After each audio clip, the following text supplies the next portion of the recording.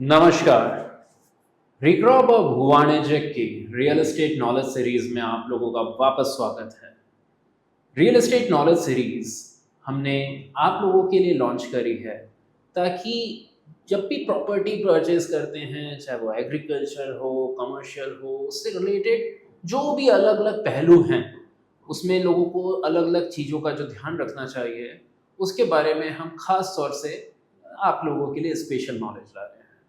मेरे साथ हैं आशीष जी, रिग्रॉप के फाउंडर। रिग्रॉप एक बहुत ही बड़ी रियल एस्टेट ब्रोकरेज फर्म है जिसके पूरे भारत में 52 से भी अधिक शहरों में 60 के ऊपर नेटवर्क है।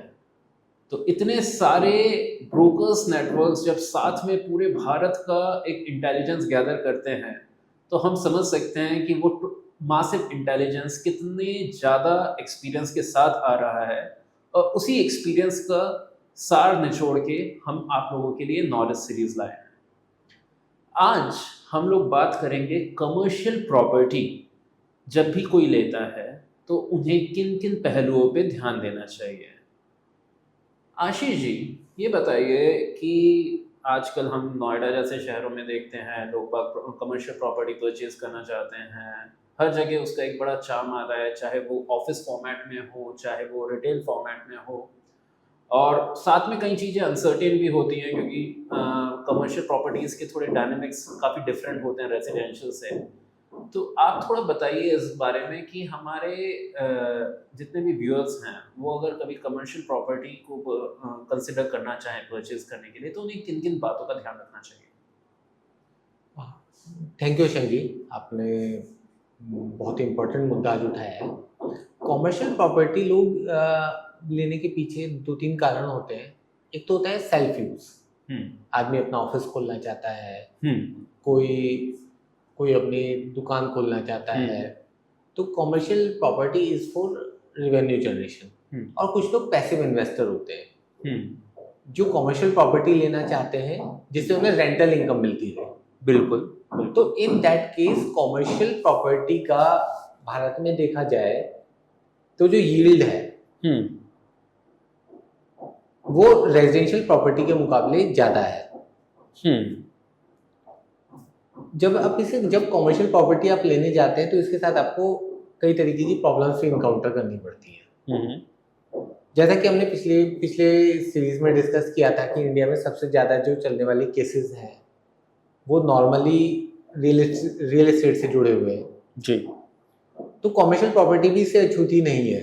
कॉमर्शियल प्रॉपर्टी की भी बहुत सारी प्रॉब्लम्स रहती हैं जो customer in terms of bullishness या जल्दीबाजी करने के चक्कर में इंपॉर्टेंट चेक्स को छोड़ देते हैं और सीधे बाइंग प्रोसेस पे चले जाते हैं। तो आई वुड सजेस्ट कि हर कस्टमर को प्रॉपर्टी परचेज करते समय थोड़ा सा पॉज लेकर, आई एम नॉट सेइंग कि इंडेफिनिटली डिले करना चाहिए क्योंकि जितना आप डिले करते हो कई बार प्रॉपर्टी के प्राइसेस बढ़ जाते हैं।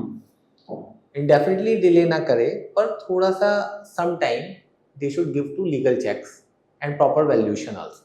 ठीक। सो पहले हम कॉमर्शियल रियल एस्टेट के फाइनेंशियल इम्प्लीकेशन की भी बात करेंगे, फिर हम लीगल इम्प्लीकेशन की बात करेंगे। तो फाइनेंशियल इम्प्लीकेशन की अगर बात की जाए तो बहुत सारे लोग आज की डेट में प्रीलीज प्रॉपर्टी लेते हैं। जैसे अभी हमारे कस्टमर ने ट्रांजैक्शन किया which the property which was already lease to a financial institution. Financial institution वो ऑलरेडी चढ़ी हुई थी। तो आर कंपनी कंसल्टेड देम। तो हमने बहुत सारे उसके एनालिसिस किए, उसके बाद वो प्रॉपर्टी हमने उन्हें रिकमेंड की। तो it was giving good yield और लेने के बाद अच्छा एप्रिसिएशन भी आया। तो इन टर्म्स ऑफ अगर आप देखो कॉमर्शियल प्रॉपर्टी के दो बड़े फायदे होते हैं, तो रेंटल यील्ड अच्छी आती है और उसका एप्रिसिएशन भी ठीक ठाक आता है। पर हम यहाँ पे बड़ा एक sort of I won't say fraud but definitely a trend, जहाँ पे बहुत सारे बिल्डर्स प्री लीज एग्रीमेंट्स कुछ बना देते हैं और कस्टमर्स को पता तक नहीं होता कि इस तरीके के प्री लीज एग्रीमेंट्स बने हुए हैं। And they are kind of forced कि नहीं नहीं नहीं, ये प्रॉपर्टी आपको भले ही लग रहा है कि आपकी दुकान है पर ये आपकी दुकान नहीं है, इसका तो ऑलरेडी एक एग्रीमेंट बन चुका है और इतने इतने सालों तक उसी व्यक्ति को ये करना है। और not only that, you are suppose to allow that person to rent out it at a certain rate, और साथ ही साथ आपको सारी मेंटेनेंस भी करनी पड़ेगी, आपको उसका सामान भी देना पड़ेगा। ये बहुत कई बार एक कस्टमर्स को एकदम से आघात सा लगता है जब वो कुछ प्री लीज्ड कमर्शियल प्रॉपर्टीज पे जाते हैं। तो इसमें आई वुड नॉट से कि ये एक फ्रॉड की तरह चल रहा है, लेकिन ये एक ट्रेंड की तरह चल रहा है कि कई बार पीपल गेट सरप्राइज। तो Yes. थोड़ा सा इसके बारे में बताइए। तो ये फाइनेंशियल इम्प्लीकेशन वाला पॉइंट जो है, सबसे पहले तो अगर आप कोई भी प्रीलीज्ड कमर्शियल प्रॉपर्टी ले रहे हैं जो ऑलरेडी रेंटेड आउट है, तो सबसे पहले आपको रेंटल एग्रीमेंट बहुत ध्यान से देखना चाहिए। ओके, वो टर्म्स एंड कंडीशन क्या है, क्या ये वेट लीज है या ड्राई लीज है। वेट लीज या ड्राई लीज, ये टर्म्स थोड़े समझाइए हाँ। हमारे व्यूअर्स को। Wait lease is something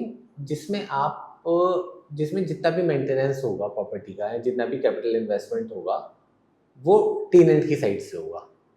capital investment tenant की साइड से। Yes. ओके। और जितना भी और ड्राई लीज में क्या होता है कि जो लेसर है उसे प्रोवाइड करना पड़ता है। ओके। तो ये चीज ध्यान देने वाली है।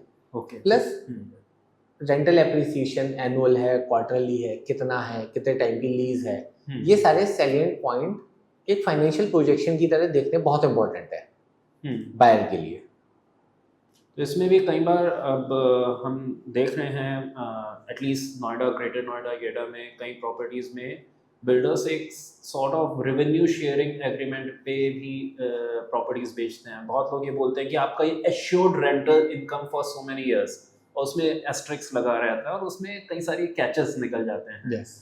तो मैं खास तौर पे उन्हीं बिंदुओं को थोड़ा यहाँ पे लाइमलाइट करते हुए आपसे इसमें समझना चाह रहा था कि ये वाली जो चीज़ें होती हैं जिसमें एक एश्योर्ड रेंटल इनकम मिल रही होती है एटलीस्ट शुरू के कुछ महीने या कुछ सालों में, जैसा एक प्रॉमिस हो रहा होता है, तो यहाँ पे क्या क्या कैच हो सकता है जिसको खास तौर पे इस समय ये लीज एग्रीमेंट में एक एज अ बायर व्यक्ति ध्यान में रखे? देखिए, जो एश्योर्ड रेंटल वाले होते हैं इसमें कोई लीज एग्रीमेंट बिल्डर और बायर के बीच ऑलरेडी नहीं होता है। जितना भी ज़्यादातर रेंटल होता है उसे एनपीवी में डिडक्ट करा करके लोग अपफ्रंट वैल्यू में ही कम करा लेते हैं। ओके। लेकिन the main point comes when you buy pre lease property जो ऑलरेडी चढ़ी हुई है। जैसे मैंने शुरुआत में बताया कि our team consulted to a client जो फाइनेंशियल इंस्टीट्यूशन को ऑलरेडी चढ़ी हुई थी, तो उसमें सारे एग्रीमेंट चेक करने चाहिए। In terms of assured rental scheme also you need to be aware of all the points you are signing in the agreement. That is very important thing. तो चाहे वो रीसेल की हो चाहे न्यू हो, लेकिन आपको ध्यान तो उसमें रखना चाहिए। ठीक। अभी हम बात करेंगे लीगल चेक्स की, जिसकी वजह से प्रॉपर्टी कई बार अनयूजेबल हो जाती है। ये तो हमने फाइनेंशियल इम्प्लीकेशन की बात की, जिसमें आपको फाइनेंशियल इम्प्लीकेशन हिट हो सकता है। बिल्कुल। कई बार प्रॉपर्टी अनयूजेबल हो जाती है, ओके, सब्जुडाइज हो जाती है। तो इसमें आपको बहुत सारी चीजें चेक करनी होंगी। The number 1 point is title deed. Title deed, okay. जो भी आप रजिस्ट्री के पेपर, जब भी हम कोई भी प्रॉपर्टी लेने जाते हैं सबसे पहले रजिस्ट्री पेपर्स चेक करते हैं। तो that registry papers can be free hold as well as lease hold. Lease hold अगर अथॉरिटी से, तो लीज होल्ड ही होती है। जैसे नोएडा, दिल्ली, हैदराबाद में बहुत सारी जगह है, बेंगलोर में बहुत सारी जगह लीज होल्ड है प्रॉपर्टीज है। Then there are free hold properties. तो जो भी है आपका जो टाइटल डीड है, you should get a certified copy of it. When we say certified copy, what do you mean? Certified copy mean duplicate copy issued from the government authority, जो उसकी custodian है। ओके। जैसे अगर free hold property है तो आप सब registrar office से निकलवा सकते हैं। लीज होल्ड प्रॉपर्टी है तो आप अथॉरिटी से निकलवा सकते हैं। जैसे नोएडा में नोएडा अथॉरिटी से, गाजियाबाद में गाजियाबाद अथॉरिटी से, अयोध्या में अयोध्या डेवलपमेंट अथॉरिटी सेटअप हो रही है। इस तरीके से आप निकलवा सकते हैं। मुंबई में महाडा है, वहां से आप निकलवा सकते हैं। ओके। तो जब आप उसे निकलवा लेते हैं तो आपका बहुत हद तक डाउट ये खत्म हो जाता है कि बहुत हद तक क्या कंप्लीटली खत्म हो जाता है कि जो पेपर आपको दिए गए हैं वो जेन्युइन है या नहीं है। तो जैसे कई बार लोग आबादी प्लॉट्स में कमर्शियल प्रॉपर्टी ले रहे होते हैं, इनके केस में अथॉरिटीज होंगी या ये सब रजिस्ट्रार ऑफिस? सब रजिस्ट्रार ऑफिस तो सब केस में होगा। ओके। जो ये आबादी है ये सब रजिस्ट्रार केस में आएगा आपका। अच्छा। आप तहसील में जाकर आबादी, ये जो आपने आबादी वाली आबादी लैंड में कॉमर्शियल बना रहे हैं, ये आपका तहसील वाली सिस्टम में, इकोसिस्टम में आएगा। And you need to get the certified copy of that land and land uses from the sub registrar office. Okay, तो जहाँ पे अथॉरिटी वाला वो डायरेक्ट प्लॉट है वहाँ पे अथॉरिटी से, और जहाँ पे इस तरीके के जो गांव के या आबादी प्लॉट्स में आते हैं वहाँ पे सब रजिस्ट्रार ऑफिस से आप हमें सर्टिफाइड टाइटल जो भी अथॉरिटी है, जो भी अथॉरिटी उसमें इम्प्लीकेशन में आ रही है, you can get it from there. ठीक, And it is very easy. You can get it online also in many states. And Uttar Pradesh, as you told in the last time, Uttar Pradesh, ये सब online है। Maharashtra, hmm, Karnataka, in many Delhi, Gujarat, you can get it online. so technically means कि NCR जिसमें हरियाणा, दिल्ली और UP सब आ लो है, यहाँ पे सब You कुछ can get online it है। easily, yes. Okay, great. In Tamil Nadu, you can get it. So there are many places where you can get it easily. Alright, ठीक है। इसके आगे और क्या क्या चेक्स करनी चाहिए? इसके बाद we should go for encumbrance certificate. Okay. That again you can get from revenue department. कि इस पर किस तरीके का ड्यू तो नहीं है, किस तरीके का लोन तो नहीं चल रहा है। और इनकम्बरेंस सर्टिफिकेट के लिए हमारे व्यूअर्स को खुद से ही अप्लाई करना पड़ेगा। हाँ, इसमें एक अच्छी बात यह है कि इनकम्बरेंस सर्टिफिकेट भी आप ऑनलाइन जनरेट कर सकते हैं in many of the states जिनके बारे में हमने बात की। और जहाँ पर आप ऑनलाइन जनरेट नहीं कर सकते वहाँ पर आई विल स्ट्रांगली से कि गो फॉर ए, आप किसी भी लॉयर की हेल्प ले सकते हैं और आप उनसे इनकम्बरेंस सर्टिफिकेट निकलवा सकते हैं, क्योंकि that is very important document. कई बार आप प्रॉपर्टी ले लेते हैं, प्रॉपर्टी लेते टाइम आपको ये नहीं पता होता है कि इसमें लोन चल रहा है या नहीं चल रहा है, किस तरीके का टैक्सेस ड्यू नहीं है। ये जो लॉयर की आपने बात करी, ये एक बड़ा महत्वपूर्ण प्रश्न है जो मुझे लगता है शायद हमारे व्यूअर्स के लिए भी रेलेवेंट है। ड्यू डिलिजेंस नॉर्मली बोला जाता है कि आपको किसी लॉयर से करवाना चाहिए, यानी कि आपने जो पहला पॉइंट बताया टाइटल्स चेक सही है कि नहीं है, तो यानी लॉयर्स का तो जरूरत कायदे से कोई भी इस तरीके की हम रियल एस्टेट डील कर रहे हैं आती होगी। Yes, it should come. ये आपको लीगल चेक जरूर कराने चाहिए, क्योंकि देखो आप टाइटल चेक करा रहे हो, टाइटल डीड चेक करा रहे हो, आप अपना एग्रीमेंट भी बनवाओगे उससे और आप अपनी रजिस्टर्ड डीड भी बनवाओगे। नॉर्मली लोग ब्रोकर से ये सब बनवाते हैं। हाँ, नॉर्मली ब्रोकर से बनवाते हैं, बट ब्रोकर आपके लिए बहुत इंपॉर्टेंट है सर्च एंड डिस्कवरी के लिए। लैंड कौन सी लेनी है, कॉमर्शियल प्रॉपर्टी कौन सी लेनी है, ये आपको वकील नहीं बता पाएंगे, ये आपको ब्रोकर्स बताएंगे। इसलिए उनका रोल भी बहुत अहम है। किस प्राइस पॉइंट पे लेनी है, क्या इसका फाइनेंशियल प्रोजेक्शन होगा, ये सब आपका ब्रोकर ही बताएगा, बिजनेस आपका रियल एस्टेट कंसल्टेंट ही बताएगा बिजनेस साइड। हाँ, छोटा पार्ट जो है लीगल का है, पर छोटा है पर बहुत इंपॉर्टेंट है जी। ये आपको आपके रियल एस्टेट कंसल्टेंट के द्वारा भी हो सकता है, okay, provided he as a team, और नहीं है तो you should get it done okay through your own means. बहुत ही महत्वपूर्ण इंसाइट। और व्यूअर्स कई बार इस पर्सपेक्टिव को नहीं रखते कि वो ब्रोकर्स के भरोसे कई चीज़ें छोड़ देते हैं, लेकिन ये कुछ नुआंस चीज़ें जो लॉयर्स को करनी होती है, चाहे इनकम्बरेंस सर्टिफिकेट हो, चाहे टाइटल्स की ड्यू डिलिजेंस चेक हो, वो कई बार इग्नोर हो जाती है। एक और बहुत इंपॉर्टेंट चीज़ मैं बताता हूँ, जब आप स्टैंड अलोन प्रॉपर्टी ले रहे होते हैं और आपको उस मार्केट का बहुत ज़्यादा आइडिया नहीं होता है, तो आपको नहीं पता होता है कि उसे किस प्राइस पॉइंट पे हम खरीदें। आप अपने ब्रोकर पे रिलाई कर रहे होते हो, provided he is giving you the best information, but still you should get the valuation report of that property. Valuation report? Yes. Okay, now that sounds like quite a heavy term. Yes, that is heavy in terms of sound, but इतना heavy नहीं है। Government के approved valuer होते हैं, अच्छा, real estate valuer. Okay. You can take them, pay them a nominal fees and get its valuation done. Let's say एक आदमी जो थाने में रहता है, he doesn't have understanding of property market in Hyderabad, and he is looking to buy a property in Hyderabad, तो उसे वहाँ के प्राइस पॉइंट्स का उतना अंदाजा नहीं होगा। बिल्कुल। In that way, property valuers are extremely important. वो आपको उसका प्रॉपर वैल्यूएशन करके प्रॉपर्टी का दे देते हैं, then you can take a better decision कि आप जिस प्राइस पॉइंट पे खरीद रहे हैं वो सही है या नहीं है।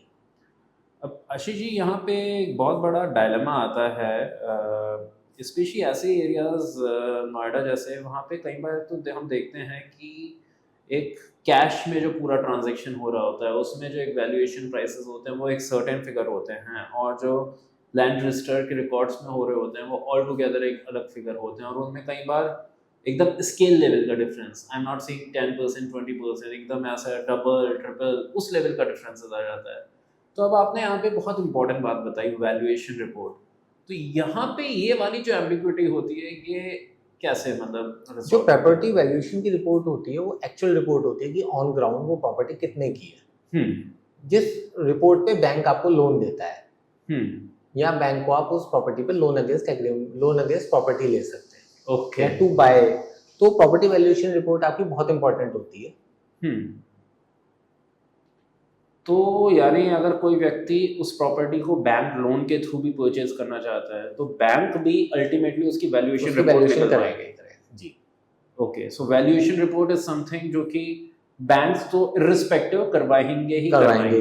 तो एक कोई if you are using bank financing, हाँ, इन दैट केस ओके, तो वो काफी हद तक दूध का दूध पानी का पानी काफी हद तक आपको मतलब क्लैरिटी आ जाती है उसके प्राइस पॉइंट्स पर। ओके, ठीक है। और क्या पहलुओं पे ध्यान रखना चाहिए? और आपको माइनर पॉइंट है, इनकम रेंट सर्टिफिकेट के साथ ही हो जाता है कि उसके सारे टैक्सेस पेड हैं या नहीं है। यू कैन गेट इट अगर आप लेट से in an area like Dehradun आप प्रॉपर्टी ले रहे हैं, तो जो नगर निगम है या जो वहाँ की म्यूनिसिपल कॉरपोरेशन है उसके सारे बिल्स पेड हैं, टैक्सेस पेड हैं या नहीं है, आप वो भी अपडेटेड टैक्स रिसीट्स वहाँ से निकलवा सकते हैं। ये इतना आसान है क्या? मान लो मुझे अयोध्या में कोई एक कमर्शियल प्लॉट खरीदना है, मैं यहाँ पे नोएडा में बैठे बैठे पता कर सकता हूँ कि कितने हैं उसके? जितना मैंने आपको बताया इनमें से मेजोरिटी चीज़ें आप ऑनलाइन कर सकते हैं। ओके, आपको थोड़ा रिसर्च लिंक्स भी प्रोवाइड करा सकती है स्पेसिफिक, जहाँ से आप ये ऑनलाइन खुद कर सकते हैं। तो ये इतना मुश्किल काम नहीं है, बट हाँ एफर्ट जरूर डालना पड़ेगा, पर ये एफर्ट आपका रिटर्न ऑन एफर्ट इसमें बहुत ज़्यादा होगा, क्योंकि आप जो प्रॉपर्टी खरीद रहे हैं वो पीस ऑफ माइंड के साथ आएगी, और वो जो आपको यील्ड देना शुरू करने वाली वो आपको प्रॉपर्ली शुरू कर देगी। आप किसी भी तरीके की दिक्कतों से दूर रहेंगे उस प्रॉपर्टी को लेने के बाद। बिल्कुल ठीक है। इसके अलावा आशीष जी, इसके अलावा एक फाइनल पॉइंट है, माइनर पॉइंट है, जो सेल एग्रीमेंट आप कर रहे हो सेलर के साथ, और जो फाइनल आपकी टाइटल डीड होने वाली है, ये भी आप प्रॉपर्ली चेक कर लें। ओके, और अपनी लीगल ओपिनियन भी उसको लेकर एक बार ले लें। इस सेल एग्रीमेंट में पोटेंशियली कुछ गड़बड़ हो सकता है, फ्रॉड हो या कुछ ऐसा? सेल एग्रीमेंट देखिए, कोई भी एग्रीमेंट है उसमें फ्रॉड होने की गुंजाइश थोड़ी तो रहती ही है। तो जो भी लिखा जा रहा है उस एग्रीमेंट में, जो भी आपकी टर्म्स एंड कंडीशंस डिस्कस हुई है, that agreement is just a document for that terms and condition. तो it should be clarified in a legal manner, proper manner there. ये आपको खुद से भी चेक करना पड़ेगा, और अगर आप खुद से अपने आप को थोड़ा सा भी अक्षम महसूस करते हैं इसे करने में, तो आप किसी भी लीगल प्रोफेशनल की हेल्प ले सकते हैं जो आपको करके दे देगा। मैं थोड़ा ये देखता हूँ कि जिस तरह की भाषा हमारे सेल्स एग्रीमेंट में लिखी होती है वो एग्जैक्टली ऐसी भाषा नहीं है जैसे हम डे टू डे लेवल पे बात करते हैं। मतलब शायद थोड़ा ज़्यादा दिमाग लगा के समझ भी आ सकती है, लेकिन फिर भी उसमें काफ़ी जार्गन्स होते हैं। तो कई बार तो लोग मतलब यही कहते हैं कि जो भी होगा स्टैंडर्ड होगा ऐसे ही होता है, और ज़्यादा दिमाग भी नहीं लगाते हैं। तो उस पक्ष में आप क्या कहेंगे कि आदमी को क्या करना चाहिए? हाँ, इसी जार्गन को टैकल करने के लिए लीगल हेल्प की आवश्यकता पड़ती है। आपका प्रॉपर्टी कंसल्टेंट भी बहुत अच्छे इसमें का रोल प्ले करते हैं कि वो चेक कर लेते हैं। तो ये आपको खुद से भी करना पड़ेगा, अपने प्रॉपर्टी कंसल्टेंट को भी करना पड़ेगा, और आपको जरा सा भी शक शुबा है तो आप एक बाय पेइंग नॉमिनल फीस एक रियल एस्टेट लीगल हेल्प ले सकते हैं। आप उसे आइडेंटिफाई कर सकते हैं कोई प्रॉब्लम है तो उसके अंदर। तो हमारे व्यूअर्स ने आज जाना कि कमर्शियल प्रॉपर्टी लेते समय किन किन पहलुओं का ध्यान रखना चाहिए। देखिए, real estate on an average आपकी पूरी ज़िंदगी की जितनी कमाई होती है उसकी लगभग 2/3 सेविंग्स को कंट्रीब्यूट करता है। कई बार रियल एस्टेट लेने के चक्कर में आदमी इतना बड़ा लोन लेने जाता है कि अगले 10 से 30 साल सिर्फ लोन की किश्तें चुकाने में लगा देता है। तो जब कोई इन्वेस्टमेंट आप इतने हाई लेवल पे कर रहे हैं तो आप डेफिनेटली चाहते हैं कि आपका पास एक पीस ऑफ माइंड रहे, और पीस ऑफ माइंड रहने के लिए ज़रूरी है कि उसके रिलेटेड जितनी भी लीगल एस्पेक्ट्स हैं वो सब सॉर्टेड हों। तो आज आशीष जी ने हमें बहुत ही गहराई से कई कई नुआंस चीज़ें बताई कमर्शियल प्रॉपर्टी को लेते समय जिसका ख्याल रखना चाहिए। और यदि आपको ऐसा लगता है कि ये सारी चीज़ें करते हुए हम लोग शायद अपने लेवल पे इतने सक्षम ना हो सकें, तो कोई दिक्कत नहीं, आप लोग हमें इस वीडियो के में जो कॉन्टैक्ट्स दे रखे हैं उस पर कॉन्टैक्ट करिए और हम आपके लिए जो भी बेस्ट फैसिलिटी हो सकती है वो प्रोवाइड करेंगे। बहुत बहुत धन्यवाद। रिक्रॉब ऑफ भुवाणिज्यक के इस चैनल पे हम रियल एस्टेट नॉलेज सीरीज को इसी तरीके से आगे बढ़ाते रहेंगे।